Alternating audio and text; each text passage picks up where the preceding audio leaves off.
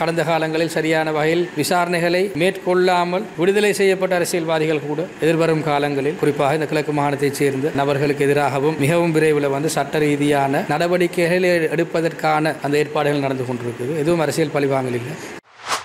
தேசிய மக்கள் சக்தி தொடர்பாகவும் நமது நாட்டின் ஜனாதிபதி அனுரகுமார் திசாநாயக்க அவர்கள் தொடர்பாகவும் எதிர்த்தரப்பினரால் முன்வைக்கப்பட்ட ஒரு பிரபலமான ஒரு விமர்சனம் ஒன்றுதான், சர்வதேச ரீதியாக எந்த விதமான கொடுக்கல் வாங்கலையும் செய்ய முடியாது, இந்தியா பகைக்கும், அது மாத்திரமல்ல அமெரிக்கா போன்ற நாடுகளிடமிருந்து எந்த விதமான உதவிகளும் கிடைக்காது, ஜப்பான் போன்ற நாடுகளிடமிருந்து எந்த விதமான உதவிகளும் கிடைக்காது என்று சொல்கிற விடயங்கள் பல்வேறு தரப்பட்ட எதிர்த்தரப்பினரால் முன்வைக்கப்பட்ட அடிப்படை இல்லாத விமர்சனங்கள்.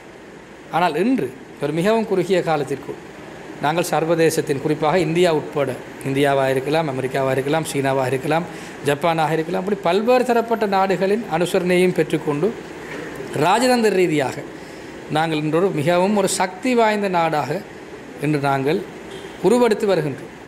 77ஆம் ஆண்டு போலீஸ் திணைக்களத்துக்கு ஒரு விடுமுறையை வழங்கி கூடி வன்முறையினை ஐக்கிய தேசிய கட்சி அரசாங்கம் அந்த காலத்தில் மக்களுக்கு எதிராகவும் எதிர்க்கட்சிக்கு எதிராகவும் சிறுபான்மைக்கு எதிராகவும் கட்டவிழ்த்து விட்டிருந்தது. அப்படிப்பட்ட நாட்டில் நாங்கள் ஆண்டில் படிப்படியாக சில நபர்கள் தொடர்பாக தீர்மானம் எடுக்கப்பட்டு கொண்டிருக்கிறது. இன்னும் இதுக்கு முதல்ல கடந்த காலங்களில் சரியான வகையில் விசாரணைகளை மேற்கொள்ளாமல் விடுதலை செய்யப்பட்ட அரசியல்வாதிகள் கூட எதிர்வரும் காலங்களில் அவர்களுக்கு எதிரான குறிப்பாக இந்த கிழக்கு மாகாணத்தைச் சேர்ந்த நபர்களுக்கு எதிராகவும், அதை நான் கூறிக்கொள்ள விரும்புகிறேன், அவர்களுக்கு எதிராகவும் மிகவும் விரைவில் சட்ட ரீதியான நடவடிக்கைகளை எடுப்பதற்கான அந்த ஏற்பாடுகள் நடந்து கொண்டிருக்கிறது. எதுவும் அரசியல் பழிவாங்கல் இல்லை.